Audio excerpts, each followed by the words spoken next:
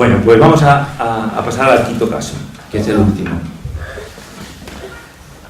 En una ocasión fui invitado a una comida y conocí y coincidí al lado de Juan Antonio Vallejo Nájera, un conocido psiquiatra de la Yeltsin española. No sé si me imagino que sí, lo habéis oído hablar de él. Entonces estuvimos hablando mucho rato, porque curiosamente él había sido compañero de instituto de Luis Sencillo, y eso nos dio mucho pie de conversación durante toda la comida. Y entonces él me comentaba, porque al ser el psiquiatra de la Yeltsin española, pues le invitaba a muchos aristócratas a comer a su casa, pero para que tratara a su madre o a su tía o a su abuela, porque no va a ir la marquesa a tu consulta. Entonces decía, eso no lo hagas nunca, me decía a mí, no lo hagas nunca porque ni te pagan y encima rompes el marco terápico.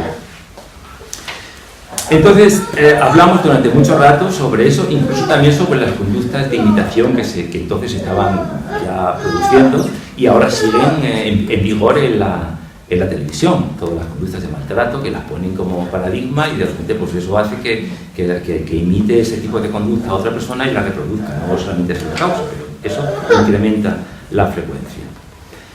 Entonces me decía que no lo hiciera nunca, digo, no. Y Luis Sencillo también muchas veces me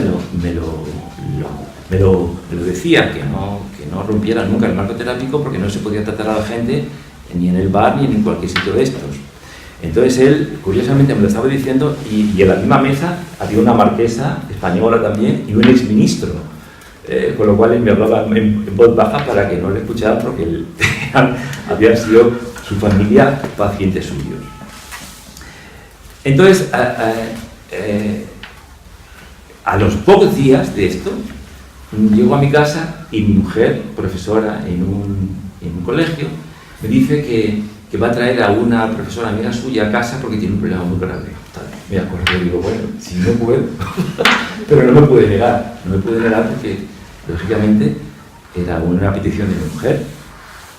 Y entonces vino la persona esta, la compañera, a comer a casa y nos quedamos, mi mujer se marchó y nos quedamos ella y yo en el salón y empezamos ella me empezó a contar. Y me empezó diciendo que ella se encontraba bien, que se encontraba perfectamente bien, pero que temía que algún día se suicidara. Yo me quedé un poco atónito y era una situación premonitoria que ella tenía de que si un día se deprimía se podía suicidar. Yo al hablar con ella me di cuenta que en realidad lo que tenía era una depresión enmascarada, que ya estaba deprimida, ya estaba en situación de depresión. Y entonces me contó varias veces que fue a mi casa porque ya, bueno, pude continuar a pesar de las indicaciones de Vallejo Nájera y de Luis Sencillo, tuve que continuar con el tratamiento en casa. Entonces me dijo que su abuela se había suicidado tirándose a un pozo y que su madre, a la edad que ella tenía actualmente, también se había deprimido, había entrado en depresión y se había tirado al mismo pozo que se había tirado su abuela. Con lo cual ella temía que en cualquier momento se pudiera tirar también a un pozo. Yo le dije, bueno, pero tú no estás deprimida. Sí, estaba deprimida, lo que pasa es que tenía una depresión enmascarada y no lo quería reconocer. En la elaboración que hicimos, pues ya comprendió que sí que estaba deprimida. Entonces yo vi que era una situación de emergencia y entonces no podía recomendarla a ningún otro compañero porque a lo mejor ni iba. Entonces era una situación de emergencia que hay que cuidar porque cuando ves un signo de alarma en un deprimido que puede intentar o el suicidio, tienes que atenderlo y tratarlo porque eso es la señal que te da para evitar un posible suicidio. Aquí tenemos que señalar que es una situación instaurada de depresión y una compulsión también a realizar un acto que en el fondo ella decía que no quería. Pero como saben, el miedo, a tener miedo a actuar, es en realidad un deseo encubierto.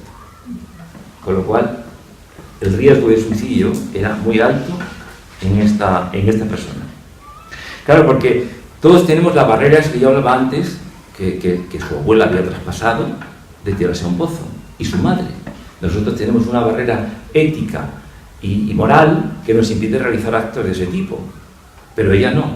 La barrera para ella había caído, puesto que lo que hizo su madre, lo que hizo su abuela, ella lo apreciaba de alguna manera mucho menos éticamente malo que nosotros lo podemos apreciar, porque lógicamente cuando un suicida se suicida, pues el pobre es que no puede más.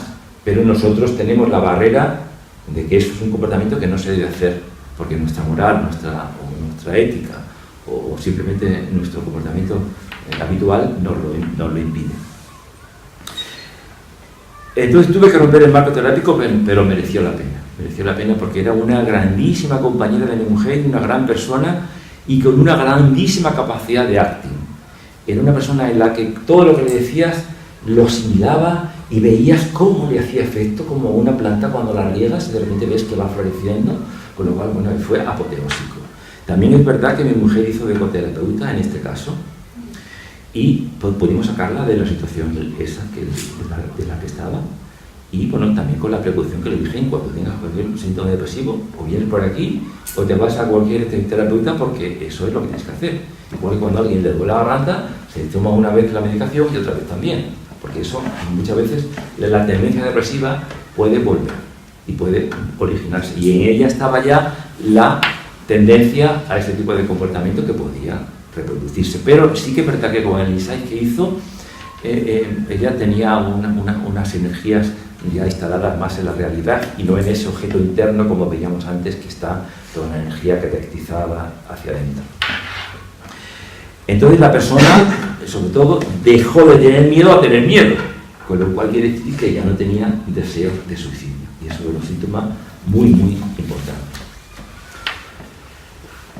Empezó a ver la vida pues como la vemos todos, con los deseos de vivir y con las situaciones normales, y que cada situación nos puede ir a cada uno, y la vida, que la manera que se pueda ser medianamente feliz sea de ser. Y este fue todo el caso. ¿Alguna pregunta?